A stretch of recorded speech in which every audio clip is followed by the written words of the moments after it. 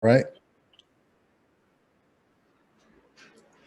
Good evening, everyone. This is your boy, Sam Oram, coming at you with another episode of the Deep Dive Podcast. I say this every week, but I get more and more excited about our guests who are joining us here across the Deep Dive Podcast world. As all of you may know by now, we're in 172 countries around the world. We're on all podcast platforms, including Apple and Google and Amazon. And so we want you to just support, like us, subscribe, download, share this information, because we're really focusing in on the empowerment of people in addition to entertainment. So we're excited about what it is that we're doing, and we really want to reach as many people as possible. So again, we want you to subscribe so that every time an episode is launched or released, you'll get a notification knowing that what we're doing and some of the empowerment that we're doing around the world. And this particular episode is very, very special. It's actually near and dear to my heart, because when I started the Deep Dive Podcast, one of the first people that came to my mind was the guy that you're going to hear from on this particular episode. This is a guy that I have known for many, many years.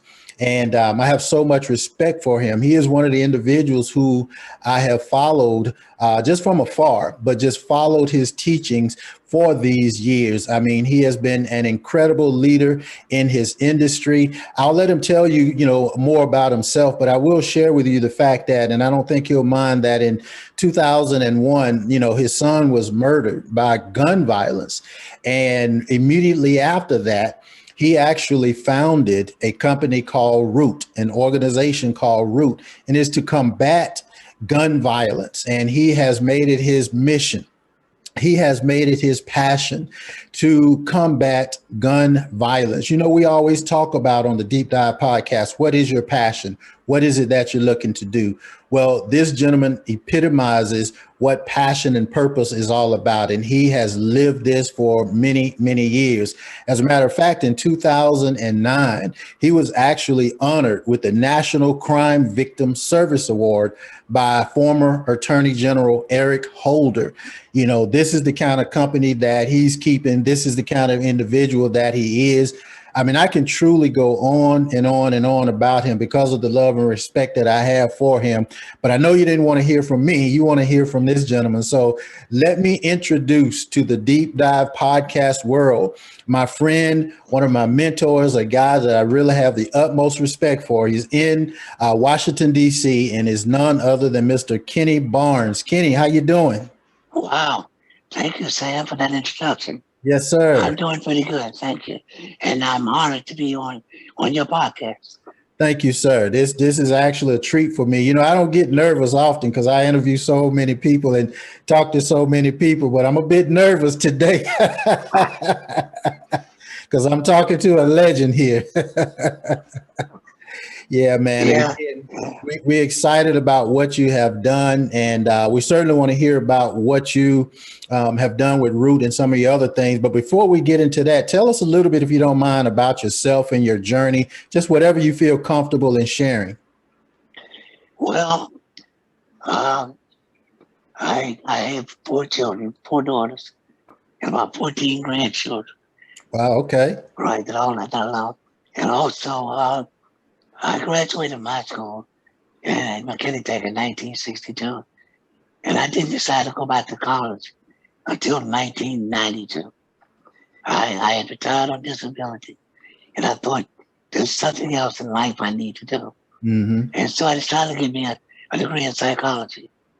And I was nervous going to college because I had never been. But I ended up graduating from the University of District of Columbia, magna cum laude, with a bachelor's in psychology. Okay. And then I got my master's degree in clinical psychology in 1999. And then I was accepted at a very prestigious university in Baltimore, Maryland, called Loyola. It was called Loyola College then. Right. I think it's called Loyola University now. That's right. Yeah. And said it was amazing because from all across the country, they interviewed 8,000 applicants from all across the United States in this. And of those 8,000, they selected 800 to actually visit the campus. And out of the 800 that they had visit the campus, they didn't select but 8. And I was one of the 8 that they selected. Wow. Wow, so that really made me feel good. Yeah, that's And incredible. then the second year I was there, going into my 3rd year working on my doctorate. That's when, as you discussed, my son was murdered.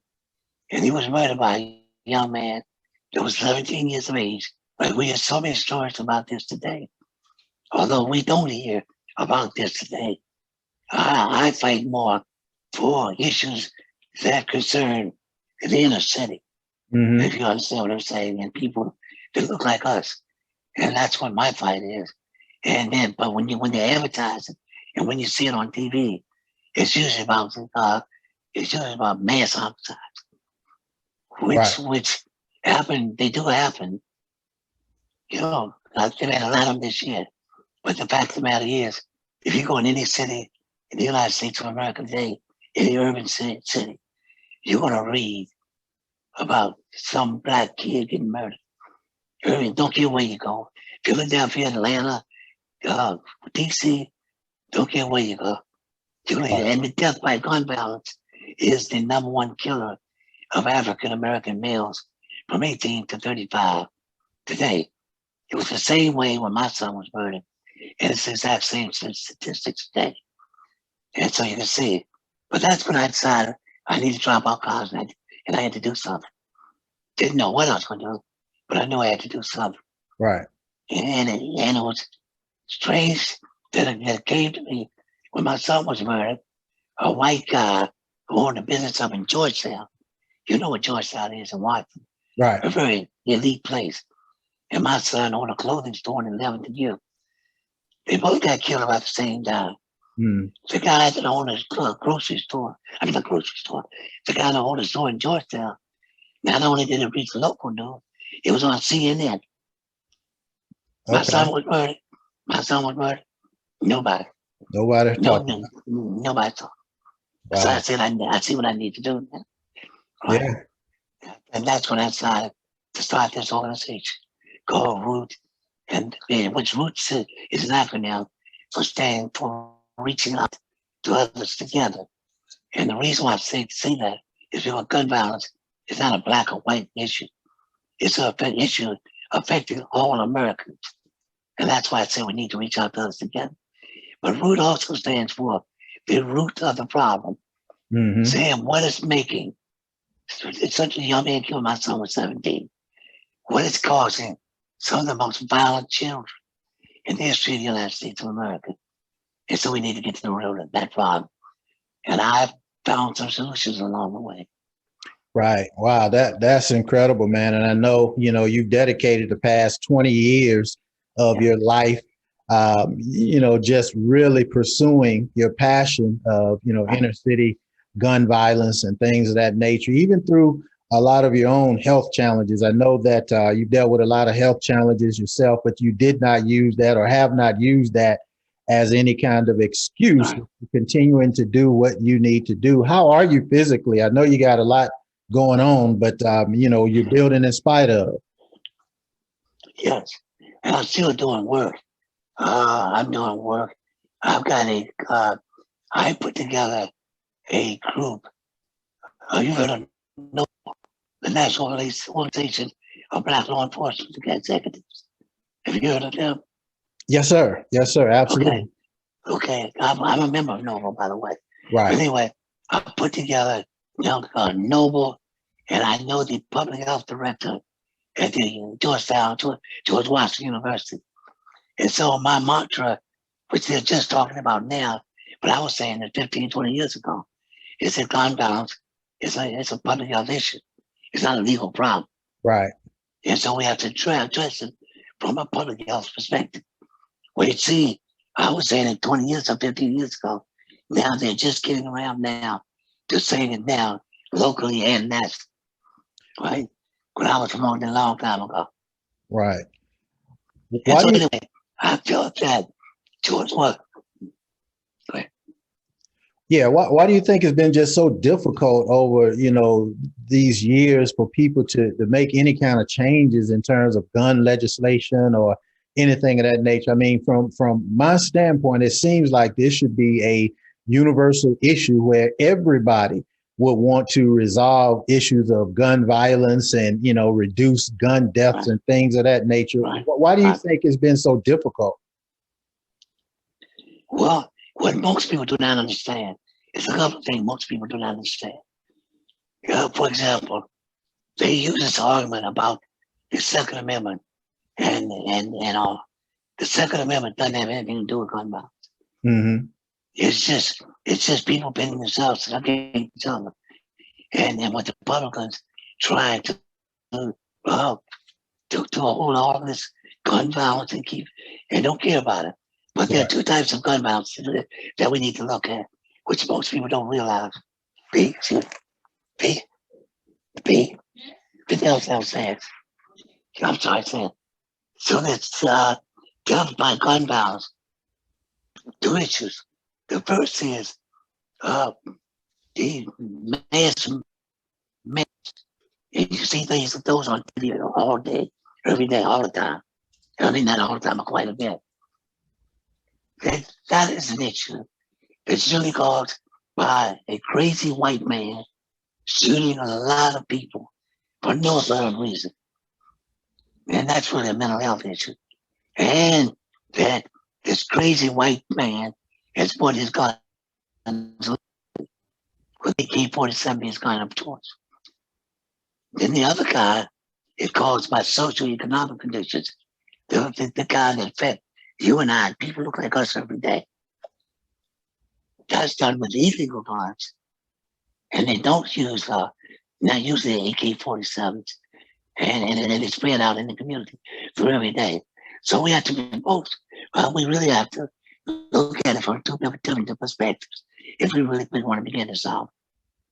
Right. Yeah, absolutely. I mean, so, just for me understanding, what you shared and what you've talked about over the years is really a combination of things. It truly is a fact that we need to improve the economic environment. That's one of the things. And like you said, people talk a lot about the Second Amendment, and a lot of people think that different people coming to get their guns, so to speak. So there's a fear factor involved with that, and of course, the overarching thought of it all is the fact that politics have played a huge role in terms Yes. of, gun violence, gun legislation, the NRA, and all these other Yeah. things. How have you dealt with those kind of things over the years?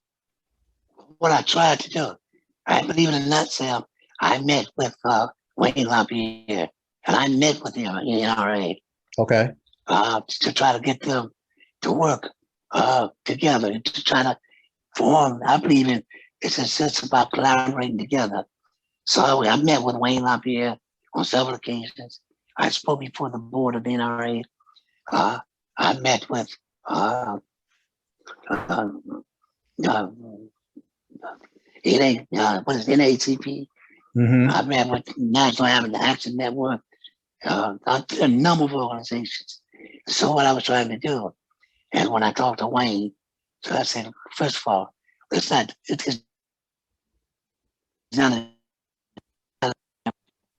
a Second Amendment. And you probably don't even know what the Second Amendment means. Right. That's what I told Wayne. I don't tell. So I said, Wayne, just tell me, what does the Second Amendment mean to you? Well, that they're trying to take away our guns. And they're trying to take away people's guns now. And I'm not staying with that. And I said, Wayne, pardon me, sir, I'm not trying to be disrespectful. But that's the furthest thing from the truth in my. Right. Nobody's trying to take anybody's guns away. And let me tell you just what the Second Amendment means. Okay? The Second Amendment was originally put together as a way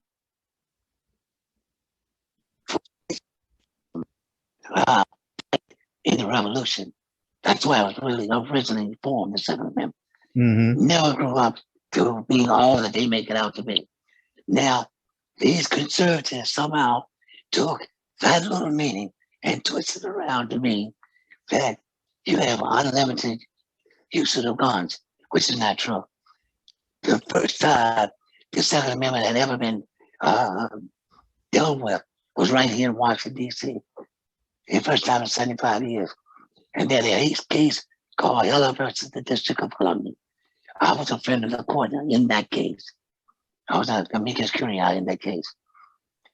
And the findings from that case was that everybody in the District of Columbia who was eligible, if they're legally eligible, can purchase a gun for their home.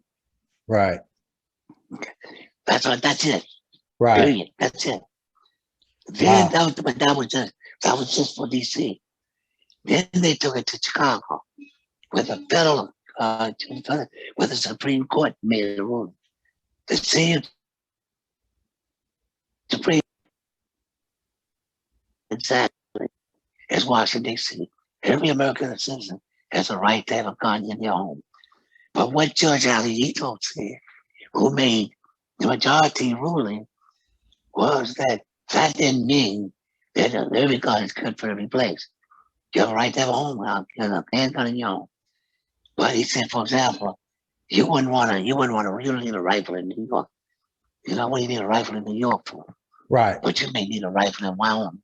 But then he said, it's up to the individual jurisdiction to then decide what they want to be doing it. So the only rule about the Second Amendment is that you have a right to own a home in your house. That's all.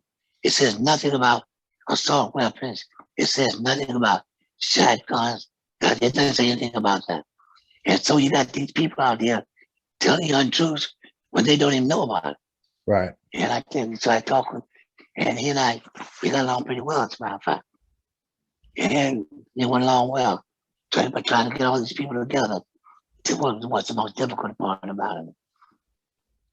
Yeah. That's a lot, man. I didn't know you had a chance to speak with Wayne, and but my thing is just kind of, again, looking at it and following it from afar is just, it has become so convoluted, so politicized that. I'm losing you, Sam. Yeah. Yes, sir. I was losing you. Okay. Okay. Yeah, I was just saying that it has become so politicized that, it's difficult to really even make any kind of progress because, you got the left and the right arguing about this and that. And like you said, it truly has nothing to do with the Second Amendment itself, but they kind of politicized nothing at all. We're just in gridlock right now. What is it that you would recommend people, who are our listeners? How can we help in terms of moving this agenda along? Well, first of all, let's tell the truth about this. The Brady campaign for gun violence, whom I have worked with them. I have met Jim Brady. I met him and his wife before he died, and then talked with them and all. And so I've gone from each side, the Brady campaign and the NRA. But they're both sides about raising money. They're both about raising money. Mm-hmm. And to tell the truth about it, when I worked with the Brady campaign, because I call myself, I want to work with everybody and try to collaborate with everybody, I found that all they wanted to use me for was a photo op. Wow. Yeah. And I was pretty well known. So when they had the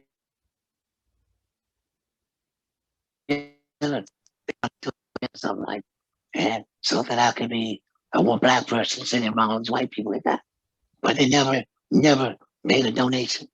They never gave us any money, never gave us a dollar. Right. And so they're both really talking about the major the homicides that are committed by these crazy people. That's what they're both talking about, because that's what white people are more concerned about. Mm-hmm. And the reason and the problem with black people is that we are the last people. I mean, people don't really care about us.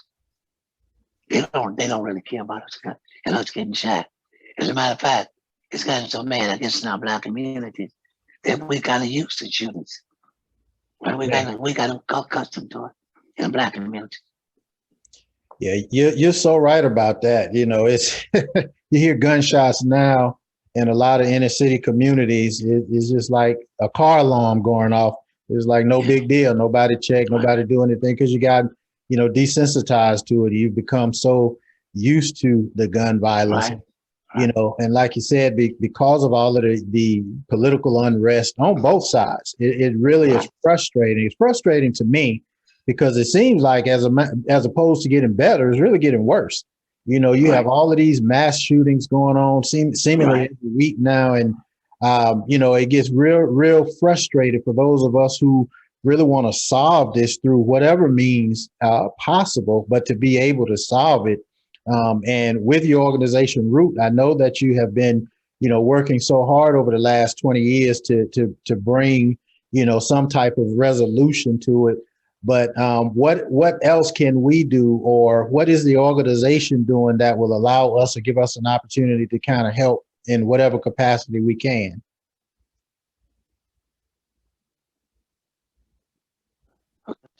So, as I said, I am a clinical psychologist.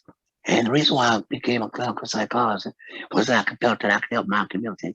Psychology is really basically a Western white phenomenal thing with solutions for white men. Mm-hmm. And so I want to learn it and be able to adjust it to deal with my community, with our issues. Right. Because we don't have the same issues that they have, and they don't have the same issues we have. Right. That's the main reason. And so, and also I have empirical knowledge by the fact that I grew up in the inner city of Washington, D.C. and went through all D.C. schools, public schools. And then thirdly, so that's three things. It's very rare that all three things you're going to find in one person. It's very rare you find that. So I can speak to you from any perspective you want to. All right. Now, the other thing I was going to say is, what I did was I decided to do some research, and I said, let me look and see whether there have been instances where somebody has had some history for stopping gun violence. So one of the first things that came up to me at the time was in Boston, Massachusetts. They had what they call the Boston Mob, and this is where they prevented gun violence in Boston for about 3 years, using what they did. I went up to Boston. I was received, very well received. I was received by the mayor. I was received by the governor. I met with the governor at that time. What's his name? The Black Duvall, Governor Duvall. I met with him. I met with a group that helped put that movement together. And especially I met a man by the name of Minister Don Muhammad. Okay.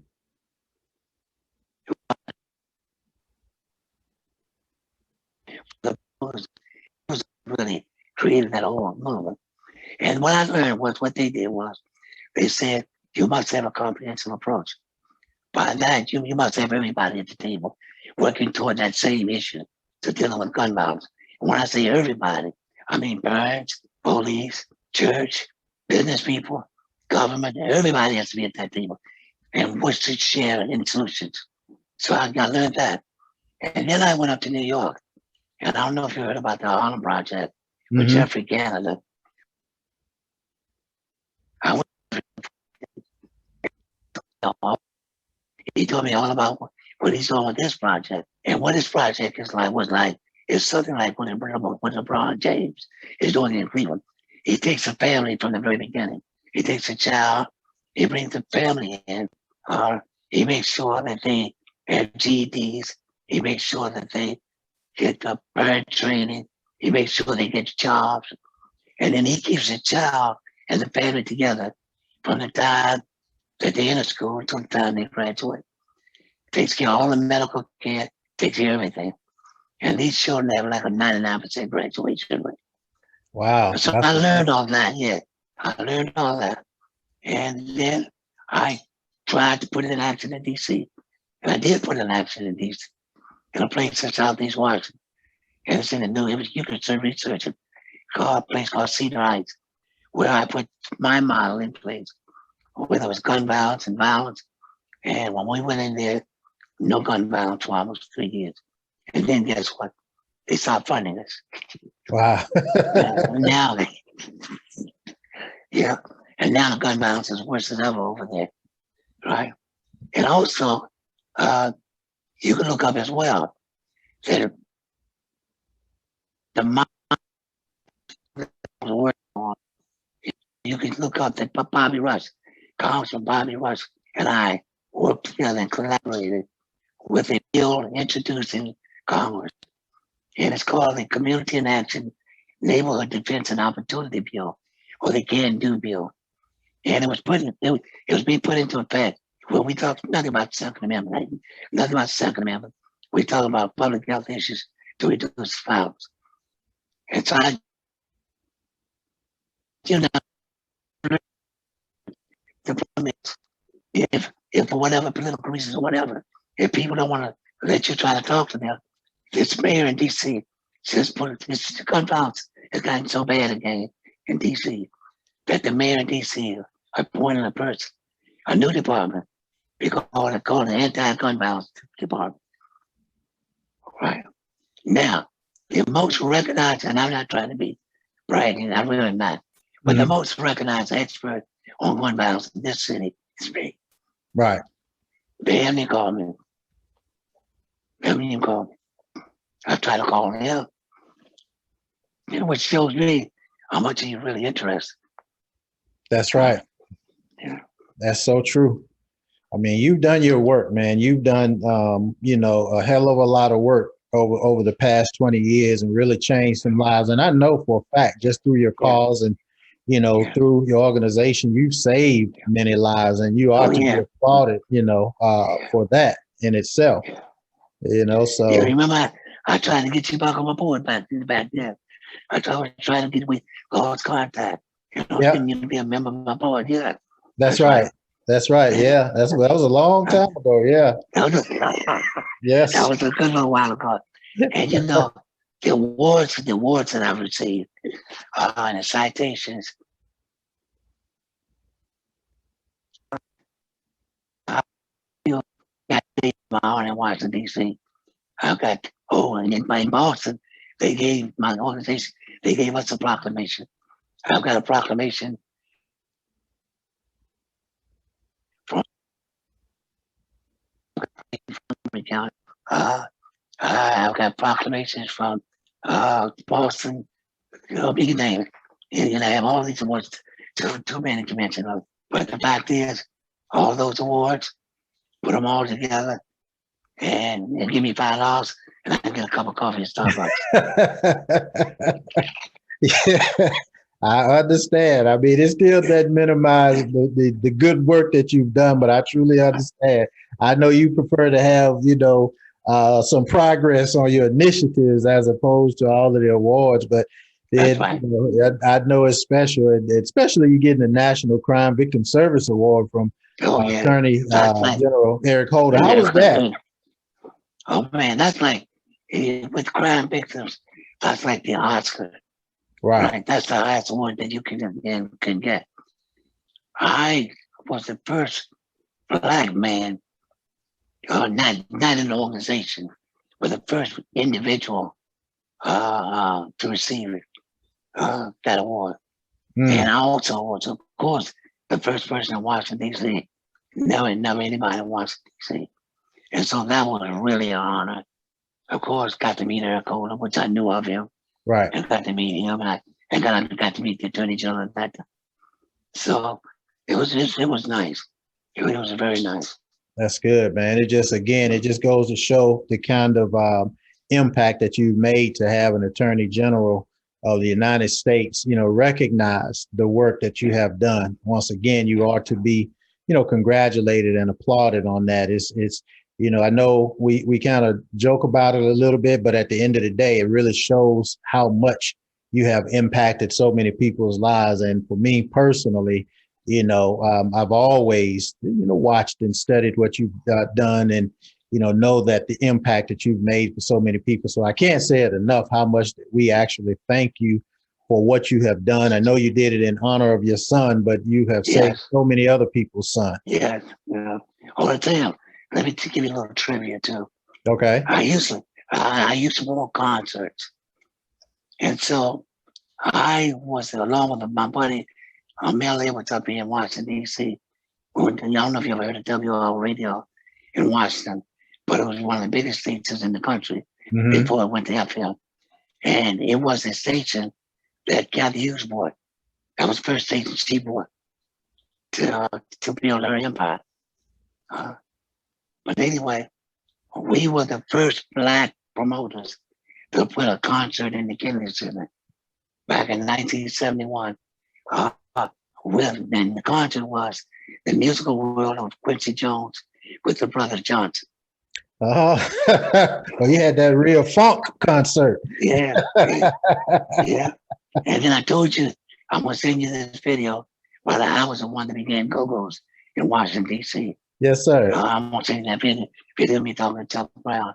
But when you ask about what can you do, there's things I can do now, Sam, but there's nothing you can do if you don't have any income coming in. I mean, I can't get out there by myself. So there's because and I know about, and I can tell you, I even in my studies, in my own empirical research, I would say,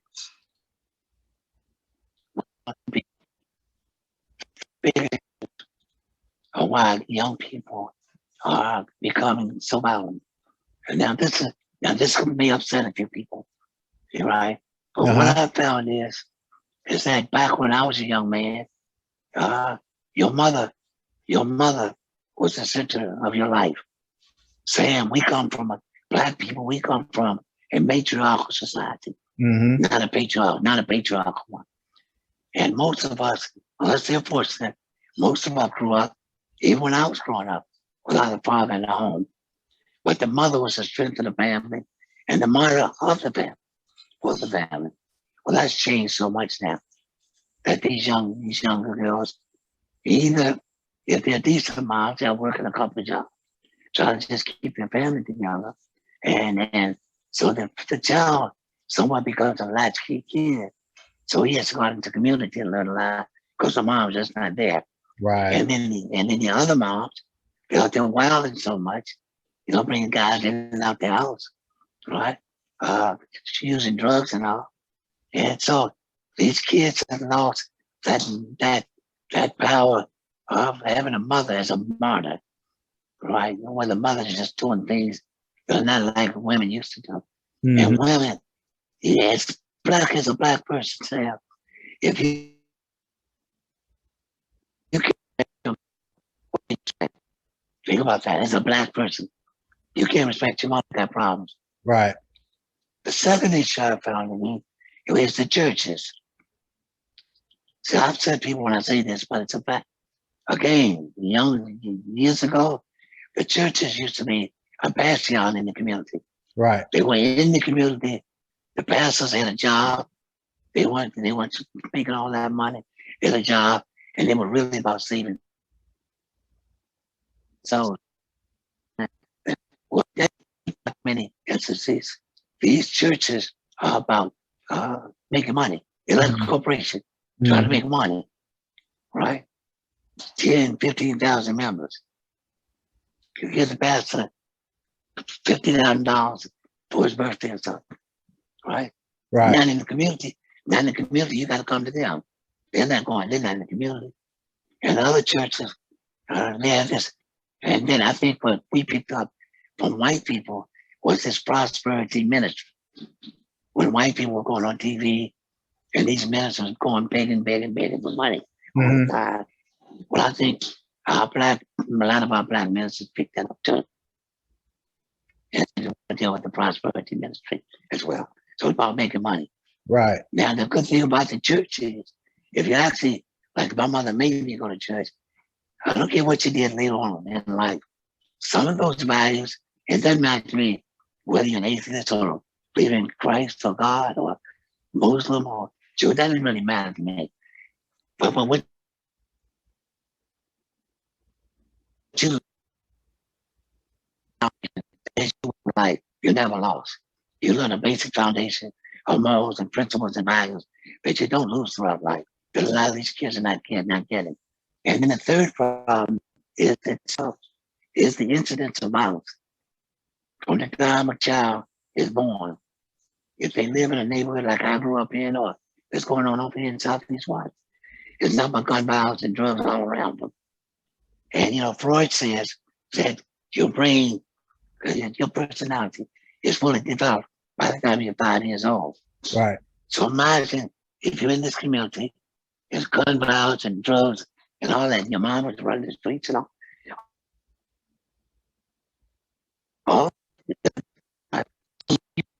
You have to learn to adjust in that society. So that's what you learn early on.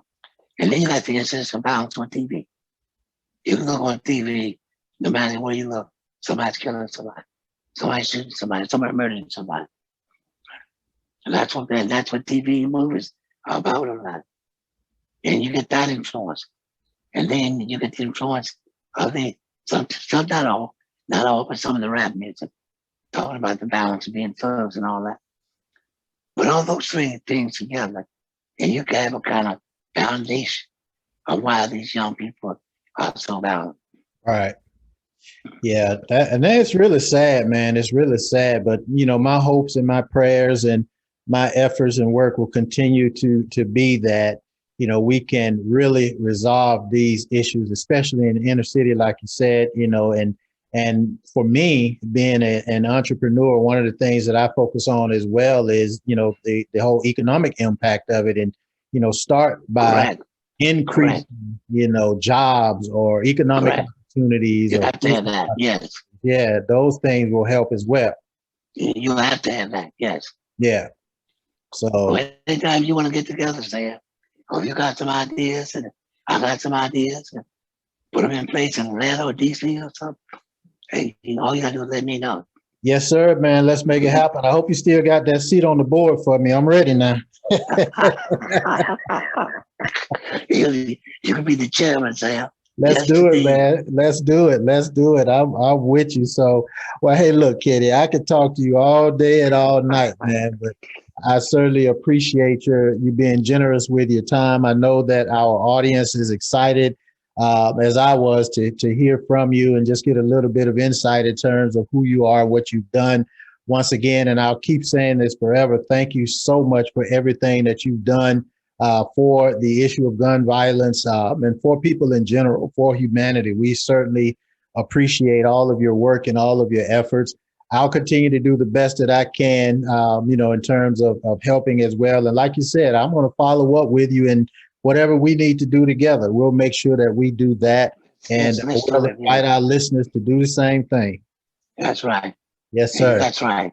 And then we can make something happen. Yes, sir. Let's make it happen. So with that, my friend, I certainly appreciate you again for gracing us with your presence.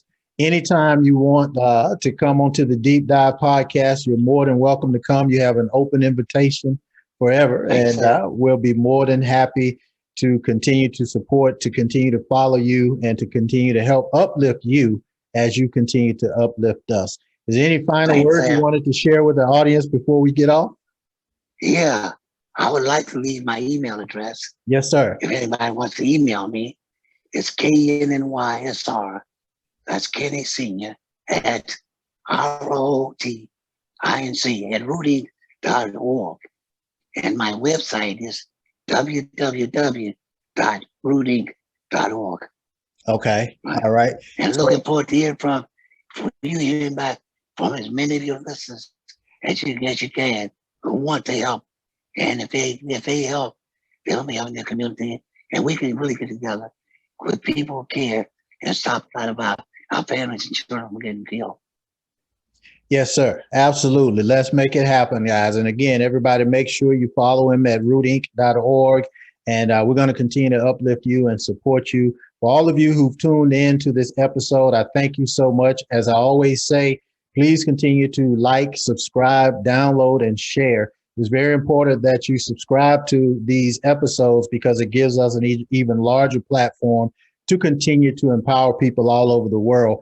With that, Kenny, I thank you again, my friend. I'm looking forward to working with you in the future. And to all of our Deep Dive podcast listeners, we'll see you on the beaches of the world. God bless and have a great, great evening. Thanks.